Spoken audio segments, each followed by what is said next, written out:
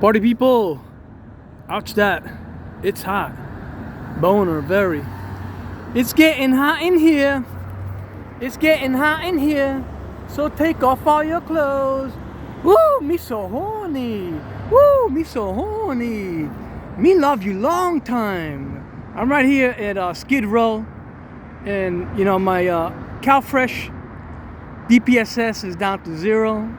I came here to get some food from Skid Row, but I was like 9 minutes late and the food is gone. And it's supposed to be open for an hour.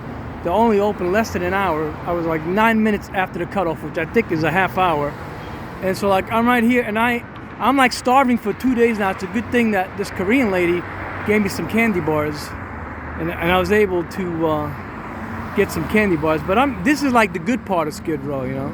I didn't want to like take out the phone in the bad part of Skid Row because I'll get my ass kicked and they'll steal my phone, you know. So I'm right here at the lucky corner, which is like the better part with the bench where I can sit down and think. There's another bench over here, and you know, the bus comes here. You know, it is. This is Central. This is known as. This is downtown Central.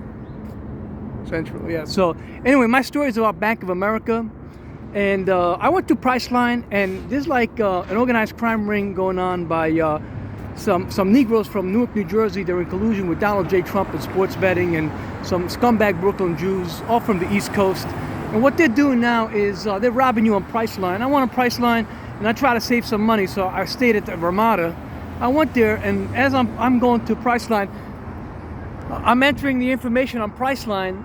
It says, "What's the name of your guest?" And I said, "I don't have a guest because my guest, I'm married to Marianne Ribeiro, Mariana Caval, who's the owner of like Food for Less and Mariana supermarket stores, and also BB and all kinds of stores that she owns, because I found out that the same job that she pulled on me was she married me and cleaned me out of my life savings and murdered my kids, along with her organized crime ring with Todd Cooperman and Donald J. Trump and Eric Trump and John DeShepolo and Larry Moran and Conduit Inc.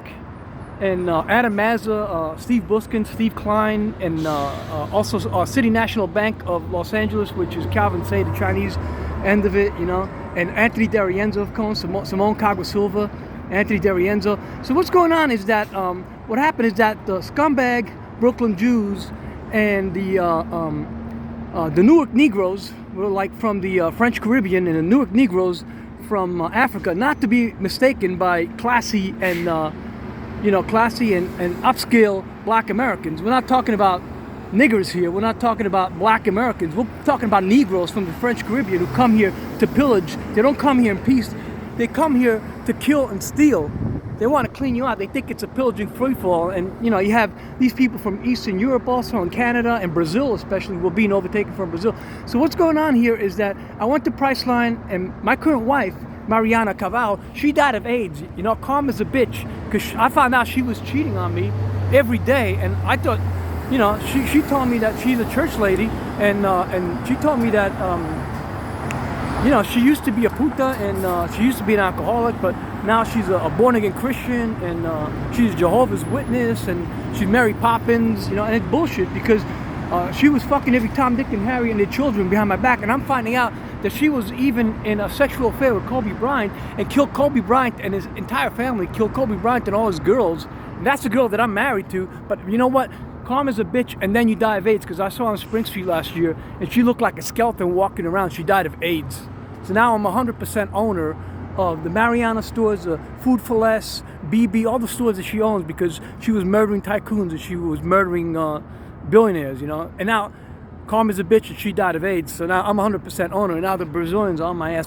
They want to kill me because they want my inheritance.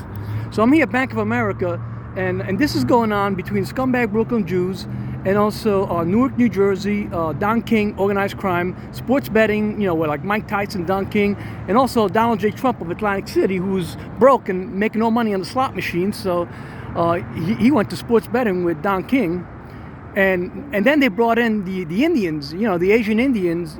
They call them dot heads. I don't know if you want to call them dot heads. That's kind of insulting. But, you know, the Gandhis and the Indians from Edison, Newark, New Jersey. I mean, Edison and New Brunswick, New Jersey, they're also in Connecticut. and this is Priceline.com. I went to Priceline. It says, what's the name of your guest? I put NA for not applicable.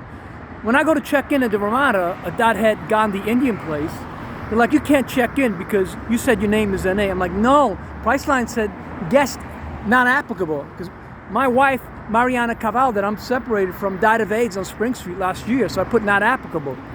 And they said, oh, well, you can't come in. So I called Bank of America, and I spoke to supposedly like a black American in the disputes department.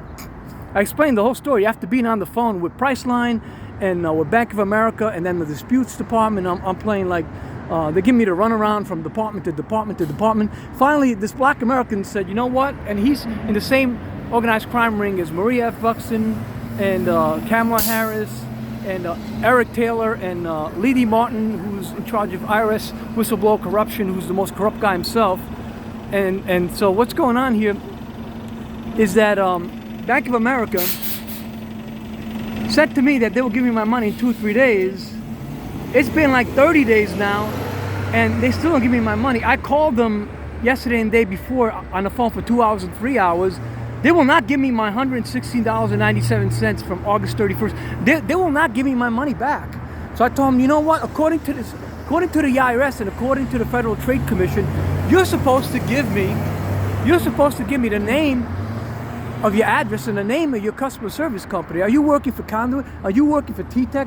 Are you working for Allied Universal Terrorist Army? Are you working for Nordic Securities? They're like, no, we're not going to tell you that information. I said, well, according to the IRS and according to the FTC, you're supposed to give me your address because I'm going to have the sheriff serve you summons a complaint because I'm going to add you to the organized crime ring racketeering enterprise collusion. You're part of the racketeering crew.